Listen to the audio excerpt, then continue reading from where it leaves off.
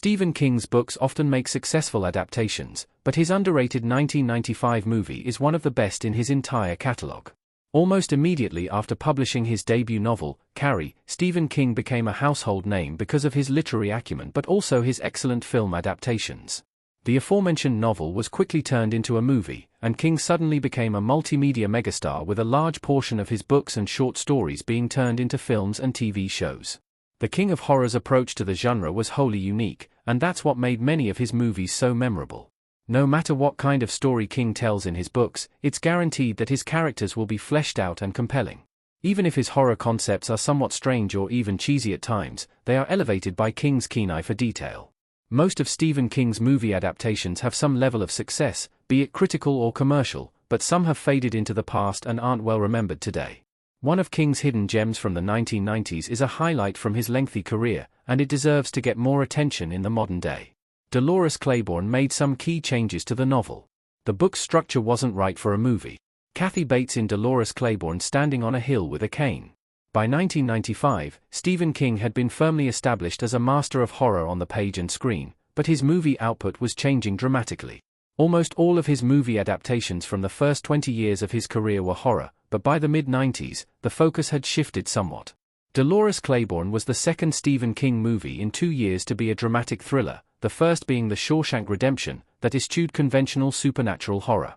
It represented an elevation of his work, and a focus on his strength with characters. Understandably, the movie version of Dolores Claiborne made some notable changes to the source material, but those changes helped to make the story more cinematic. The book is written in the form of a confession, with the title character being questioned regarding the death of her elderly employer.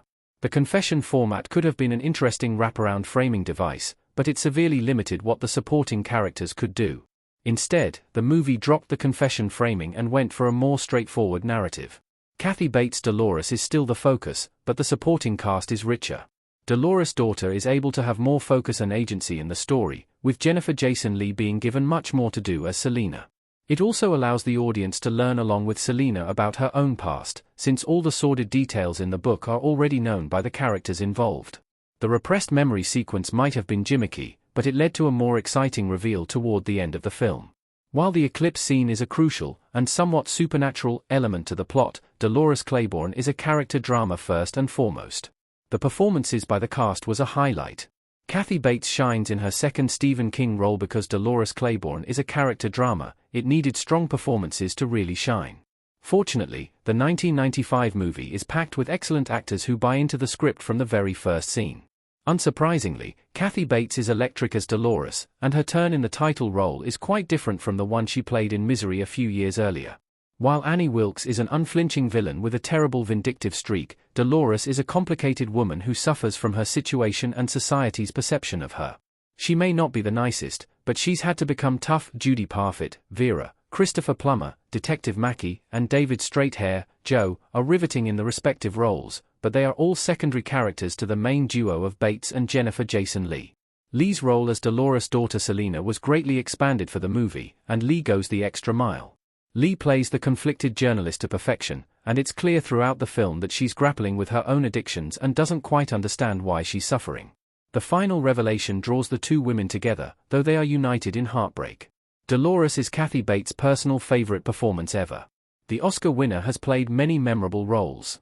Dolores looks down with the eclipse in the sky behind her in Dolores Claiborne. Though Dolores Claiborne is an oft-forgotten addition to Stephen King's filmography, it holds a special place in the heart of the movie star.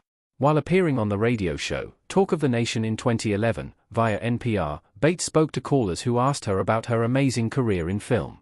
One caller specifically mentioned Dolores Claiborne, which prompted Bates to swiftly call it her favorite role of all the roles that I've done. She would go on to explain that it was the preparation for the role that made it so memorable. Bates apparently put extensive work into becoming Dolores, saying, "I worked with a dialect coach for the main dialect. And I worked with a movement coach to try and understand the difference in moving when you're 35, and then at 55 years old." She looked back on the role with fondness because, "I doubt I'll ever have that luxury of working that way again." The work really paid off in the final product, and Dolores ends up being one of the richest and most complex characters in any Stephen King movie.